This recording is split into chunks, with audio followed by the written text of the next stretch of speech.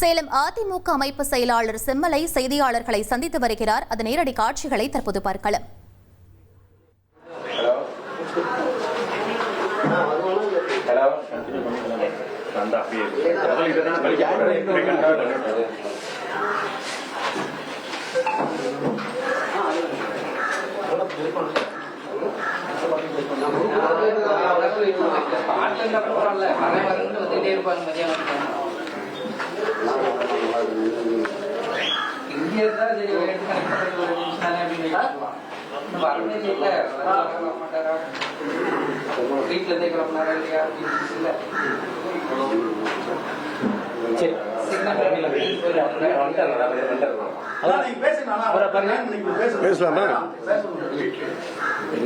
பேசலாமா?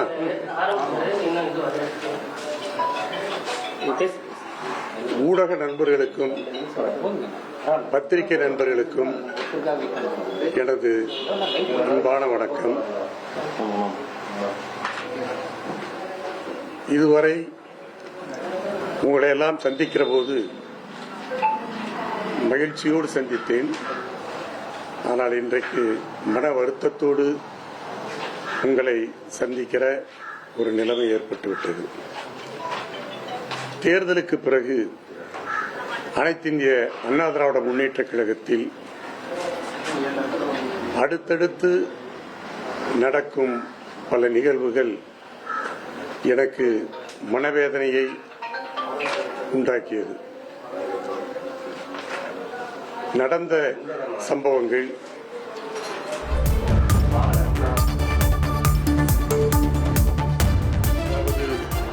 எதுவுமே திருப்தி அளிப்பதாக இல்லை, மாறாக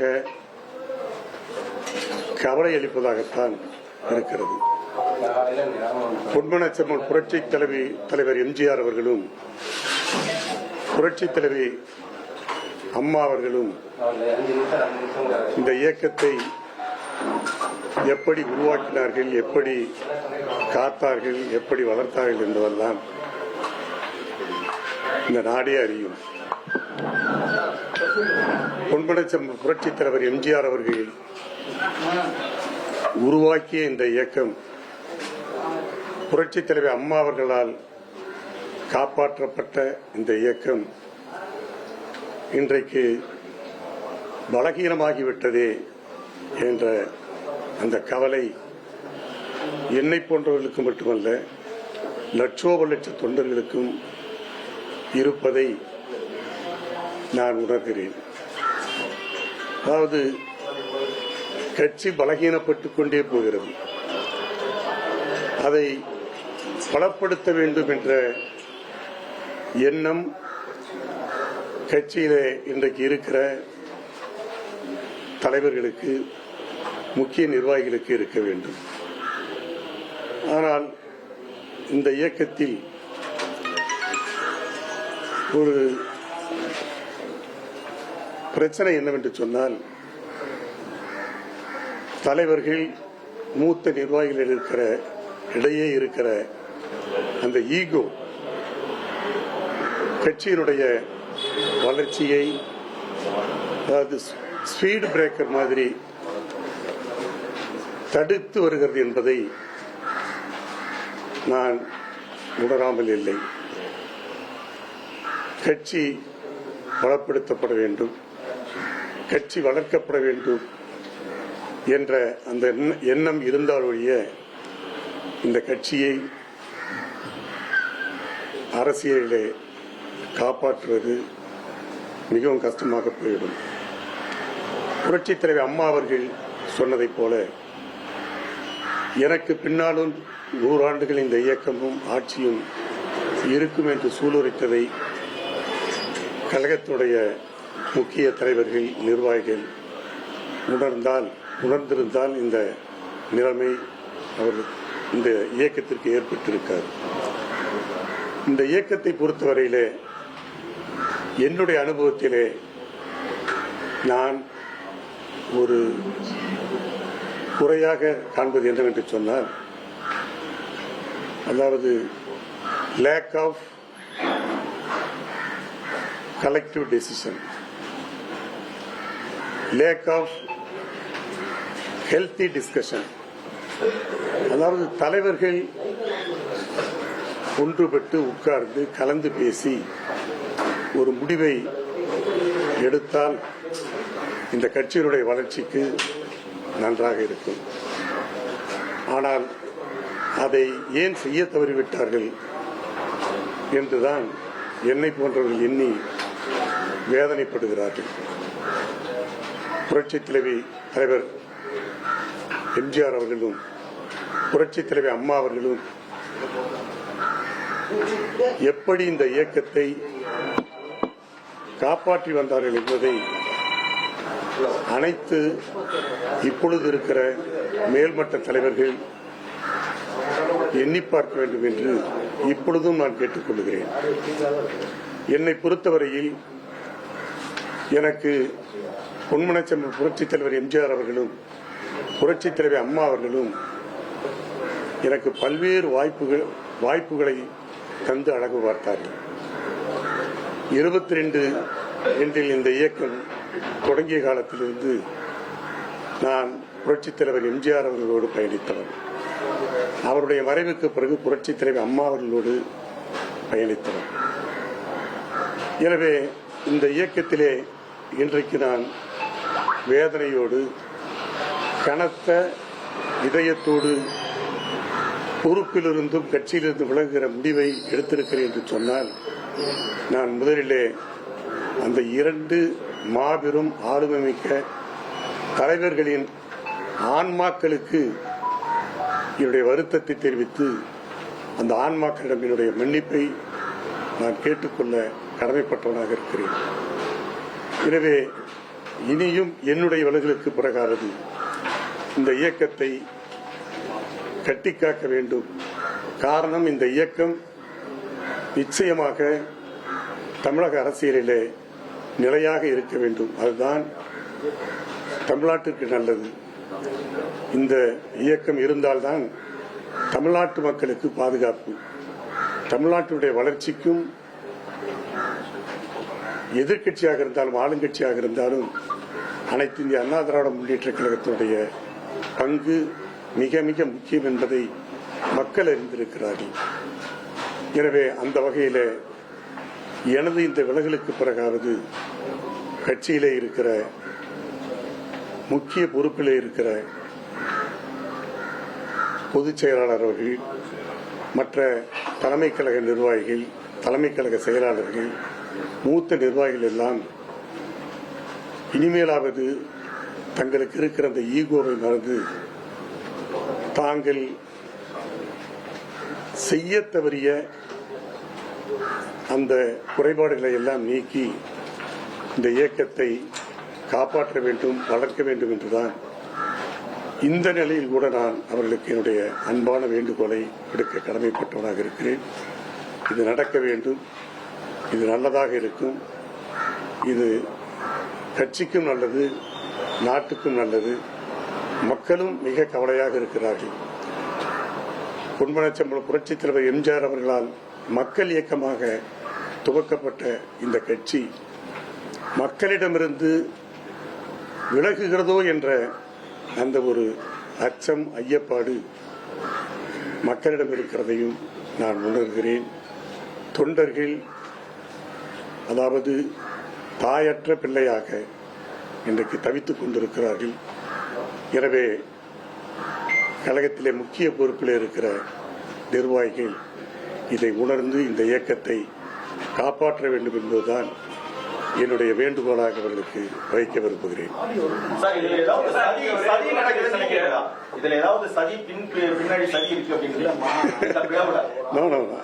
அப்படி நான் நினைக்கவில்லை. இதில் சதிக்கு என்ன இருக்கிறது? சதி ஒன்றுமில்லை. சதி என்பதற்கு, அதாவது எங்களுடைய இயக்கத்தை பொறுத்தவரையில் எங்களுக்குள் ஒற்றுமை இருந்தால் போதும். அப்படி ஒற்றுமை இருந்தால் வெளியிலிருந்து எந்த சதி வந்தாலும் அதை எதிர்கொள்ளுகிற ஆற்றல் படைத்தவர்கள் தான் கழகத்துடைய நிர்வாகிகள், கழகத்துடைய தொண்டர்கள். எனவே சதி என்பதை நான் ஏற்க மாட்டேன். சதி எதுவும் நிச்சயமாக இல்லை. இப்போ நீங்க எம்ஜிஆர் காலத்துல இருந்து இருந்த ஒரு மூத்த நிர்வாகி நீங்க. செம்மலை அப்படின்னாவே அதிமுகவில் அனைத்தும் அறிந்தவர்கள் தான். அந்த வகையில இந்த மாதிரி இக்கட்டான நிலைமையில உங்ககிட்ட கலந்தாலோசித்தாங்களா, இதை பத்தி பேசினாங்களா, அதை பத்தி சொல்லுங்க. எனது ஆலோசனை பெறுகிற அளவுக்கு நான் என்ன பெரிய ஆளா அப்படி நான் நினைக்கவில்லை. என்னிடம் யாரும் ஆலோசனை கேட்கவில்லை. அப்படி ஆலோசனை சொல்லுகிற அளவுக்கு நான் ஒரு பெரியவனாக என்னை காட்டிக்கொள்ள விரும்பவில்லை. இந்த இயக்கம் நன்றாக இருக்க வேண்டும். இந்த இயக்கத்திலே பணியாற்றிக் கொண்டிருக்கிற மூத்த நிர்வாகிகள் கலந்து பேசி ஆலோசனை செய்து ஒரு நல்ல முடிவை எடுத்து இந்த இயக்கத்தை காப்பாற்ற வேண்டும். அதுதான் என்னுடைய விருப்பம்.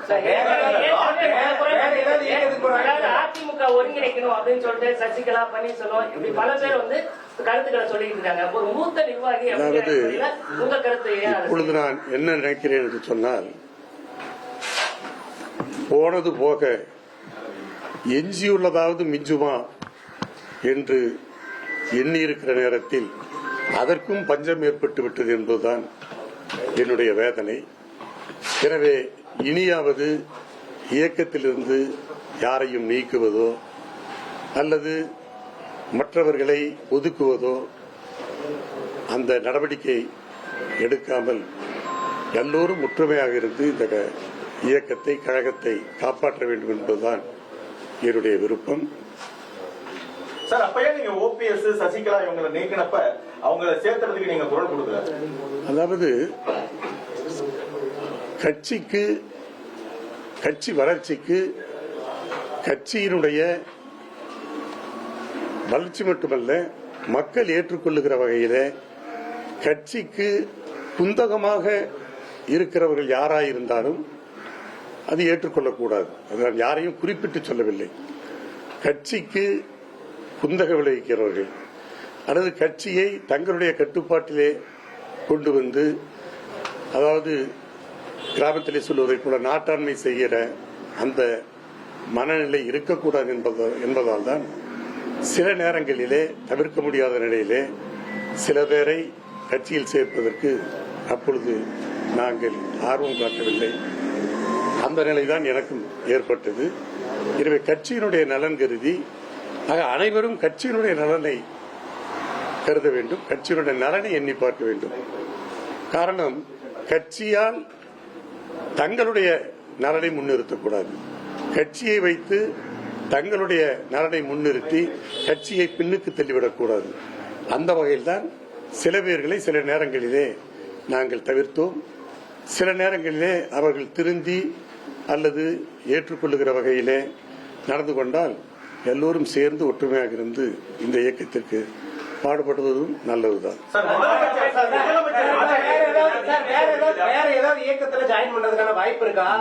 நோ, அது போன்ற எண்ணம் எனக்கு இல்லை. அப்படி இருந்தால் இந்த விலகல் கடிதத்தோடு உங்களை பேட்டி காண மாட்டேன். எனவே வேறொரு கட்சியில் சேர்ந்து விட்டு உங்களுக்கு பேட்டி கொடுத்திருப்பேன். அந்த எண்ணம் எனக்கு இல்லை. என்னுடைய அரசியலை பொறுத்தவரையில் நான் தெளிவாக ஊடகத்தின் மூலமாக, பத்திரிகை மூலமாக சொல்லுகிறேன். அதாவது என்னுடைய எதிர்காலத்தை காலம் தீர்மானிக்கும். காலம் தீர்மானிக்கும். அதாவது future alone will decide my future. Future alone will decide my future. அதுதான் என்னுடைய கருத்து. வேறு கட்சியிலே சேர்கிற அந்த எண்ணம் எனக்கு இதுவரை ஏற்படவில்லை. எனவே அந்த பேச்சுக்கே இடமில்லை. சார், முதலமைச்சராக இருக்கக்கூடிய விஜய் கட்சி ஆரம்பிச்சதுல இருந்தே அதிமுகவை ஒரு பொருட்டாவே கருதல. இந்த நிலையில லீமா ரோஸ், மார்டின் குடும்பத்தை சேர்ந்த லீமா ரோஸ் அதிமுகவை இணைச்சு இப்ப கட்சி பிளவுபட்டிருக்கு. இது ஏற்கனவே, அதாவது ஆரம்பத்திலிருந்தே இந்த அதிமுகவை ஒழிக்க வேண்டும் என்ற நிலையில் தாவேகா நினைச்சிருக்கோம். இல்ல, அதாவது தாவேகா தலைவர் திரு விஜய் அவர்கள் இந்த இயக்கத்தை ஒரு பொருட்டாக கருதவில்லை என்று சொன்னால், அந்த அளவுக்கு நம்முடைய இயக்கத்தை நாம் ஒரு அசைக்க முடியாத வலுவான இயக்கமாக நாம் காட்டிக்கொள்ள தவறிவிட்டோமா என்றுதான் எடுத்துக்கொள்ள வேண்டுமே தவிர, நம்மை புறக்கணித்தவர்களை அல்லது நம்மை ஏற்றுக்கொள்ளாதவர்களை குறையாக சொல்லக்கூடாது. நாம் அவர்கள் களத்திலே நம்மை அவர்கள் எதிர்கொள்ளுகிற அளவுக்கு நம்மை நாமே வளர்த்துக் கொள்வதுதான் நல்லதே தவிர மற்றவர்கள் சொல்லுகிறார்கள் என்று நாம் குறைவிட்டுக் கொள்வதில் அர்த்தமில்லை. உங்களுக்கு விருப்பம் இருக்கா? இணைக்கப்பட்டு மார்ட்டின் குடும்பத்தை சேர்ந்த அதாவது இது இந்த இயக்கம் ஒரு வளர்கிற இயக்கம், வளர்ந்து வருகிற இயக்கம். எனவே வரவு முக்கியம். எனவே யார் வேண்டுமானாலும் கட்சியிலே இணைக்கலாம், சேர்க்கப்படலாம். அது பொதுச் செயலருடைய முடிவு, கழகத்தினுடைய தலைமையுடைய முடிவு. ஆனால் அப்படி சேருபவர்கள் இந்த கழகத்துடைய வளர்ச்சிக்காக பாடுபட வேண்டுமே தவிர கழகத்திற்கு விரோதமாக யாரும் நடக்க கூடாது என்பது என்னுடைய கருத்து. எனவே கட்சியிலே புதிதாக சேர்த்துக் கொள்வதிலே தவறில்லை. அப்படி சேர்த்துக் கொள்ளப்படுபவர்கள் இந்த இயக்கத்திற்கு உழைக்க வேண்டும், இந்த இயக்கத்தை வளர்க்க கூடியவர்களாக அவர்கள் இருக்க வேண்டும். காரணம் ஒரு சிலர் கட்சி கட்டுப்பாட்டை மீறி தாவேக்காக்கு ஆதரவு தெரிவித்ததான் காரணம். இப்ப அவங்களுக்கு நீங்க என்ன ரூபத்து நிர்வாகி என்ன சொல்ல விரும்புறீங்க? அதைத்தான் நான் சொல்லுகிறேன். எந்த முடிவெடுத்தாலும் ஆதரவோ எதிர்ப்போ மூத்த தலைவர்கள், முக்கிய தலைவர்கள், முன்னணி தலைவர்கள் உட்கார்ந்து கலந்து பேசி ஒருமித்த முடிவோடு எந்த முடிவு வேண்டாலும் எடுக்கலாம். அரசியலில் எந்த நிலைப்பாட்டையும் எடுக்கலாம், அதில் தவறில்லை. ஆதரவு எதிர்ப்பு என்கிற அந்த பேச்சுக்கு இடமில்லை. அந்த சந்தர்ப்பம் சூழ்நிலைக்கு தகுந்தவாறு எடுக்க வேண்டிய சூழ்நிலை ஒரு கட்சிக்கு வரும். இப்பொழுது கூட திராவிட முன்னேற்ற கழகத்திலே கூட்டணியிலே இருக்கிற மற்ற கூட்டணி கட்சிகள் இன்றைக்கு தாவேக்காவுக்கு ஆதரவு கொடுக்கிறார்கள். எனவே அது அந்தந்த சூழ்நிலைக்கு தகுந்ததைப் போல கட்சிகள் முடிவெடுக்கும். அதற்கான அந்த ஒரு காரணத்தையும் அவர்கள் சொல்லுகிறார்கள். எனவே என்னுடைய எண்ணம் எங்களுடைய இயக்கத்தை அனைத்து அண்ணா திராவிட முன்னேற்ற கழகத்தை பொறுத்தவரையிலே மூத்த தலைவர்கள், முன்னணி தலைவர்கள் எந்த முடிவானாலும் உட்கார்ந்து கலந்து பேசி ஒத்த முடிவை எடுக்க வேண்டும். அதுதான் என்னுடைய ஆலோசனை. எடுக்காம தலைமை சொல்றதை கேட்காம அவங்க தனியா போய் பிரிஞ்சு போய் ஆதரவு கொடுத்திருக்காங்க. கொரோனாவோட கட்டளை மீறி ஆதரவு கொடுத்திருக்காங்க. அதை எப்படி பாக்குறீங்க? இல்ல அதுதான் நான் சொல்றேன். நீங்க இந்த ஆதரவு கொடுக்கறதுக்கு முன்பே அல்லது பொதுச் செயலரை அணுகி பொதுச் செயலரோடு கலந்து பேசி இந்த ஒருமித்த முடிவை எடுத்திருக்க வேண்டும்.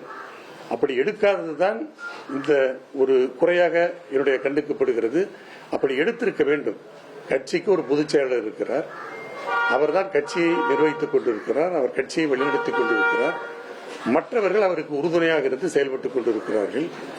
ஆக தேர்தல் முடிந்தவுடன் சட்டமன்ற உறுப்பினர்கள் உட்கார்ந்து கலந்து பேசி நம்ம ஆளுங்கட்சி ஆளுகிற அந்த வாய்ப்பை நாம் இழந்துவிட்ட பிறகு ஆளப்போகிற கட்சிக்கு அல்லது ஆளுகிற கட்சிக்கு நாம் ஆதரவு கொடுக்கலாமா, ஆதரவு கொடுத்தால் சரியாக இருக்குமா, அல்லது எந்த வகையிலே நாம் எப்படி எந்த நிபந்தனையோடு ஆதரவு கொடுப்பது, இல்லை ஒரு ஆளுங்கட்சிக்கு எதிர்ப்பான நிலைப்பாட்டை எடுக்க வேண்டுமா என்பதெல்லாம் உட்கார்ந்து பேசி முடிவெடுத்து எடுத்திருக்க வேண்டும் என்பதுதான் நான் ஆரம்பத்திலிருந்து சொல்லிக் கொடுத்தேன்.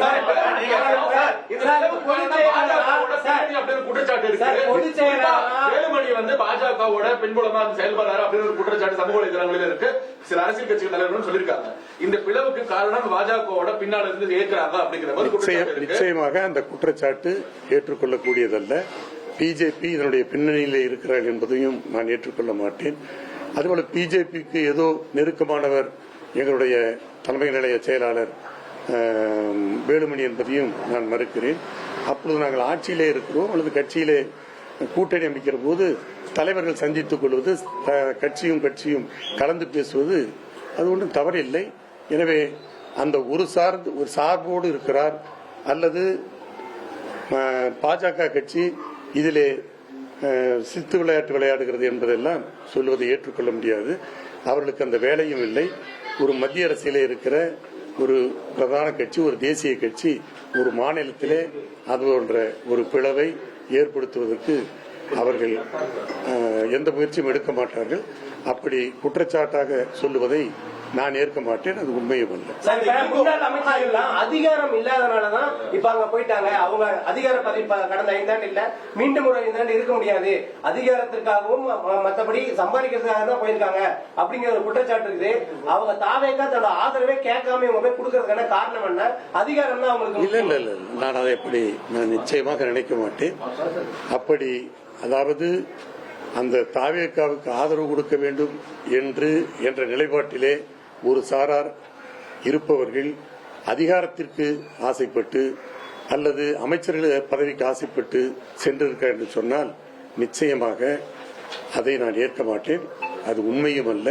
அப்படிப்பட்டவர்கள் அவர்கள் அல்ல என்பதும் என்னுடைய கருத்து. இப்ப நீங்க கட்சியிலிருந்து விலகிட்டீங்க. இப்ப நீங்க தைரியமா சொல்லலாம் சார். குறிப்பா எடப்பாடி பழனிசாமி இருந்தப்ப தொடர்ச்சியாக இந்த கட்சி தோல்வியை தழுவி வருது. இப்ப எடப்பாடி பழனிசாமி நிலைப்பாட்டை நீங்க எப்படி பாக்குறீங்க? அதாவது கட்சியினுடைய தோல்விக்கு பொதுச் செயலாளரை குற்றம் சாட்டுவதை நான் நிச்சயமாக ஏற்றுக்கொள்ள மாட்டேன். காரணம், பொதுச் செயலாளர் அதாவது அம்மாவுடைய மறைவுக்கு பிறகு அவர் 4.5 ஆண்டு காலம் ஆண்ட ஆட்சியில் மிகச் சிறப்பாக ஆட்சியை நடத்தினார். அதில் மாறுபட்ட கருத்து கிடையாது. அதுவும் கொரோனா தாக்கம் இருந்த அந்த காலகட்டத்தில் நிதி நிலைமை சீராக இல்லாத அந்த நேரத்தில் நல்ல பல திட்டங்களை மத்திய அரசுடைய துணையோடு தமிழ்நாட்டுக்கு கொண்டு வந்து செலுத்தினார். அதிலே யாரும் குறை சொல்ல முடியாது. ஒரு தூய்மையான ஆட்சியை, ஒரு நல்ல ஆட்சியை, ஒரு திறமையான ஆட்சியை பொதுச் செயலாளர் தந்தார் என்பதிலே மாற்று கருத்து. அதிமுக முன்னாள் அமைச்சர் செம்மலை செய்தியாளர்களை சந்தித்தார். அது தொடர்பான நேரடி காட்சிகளை நாம் பார்த்தோம்.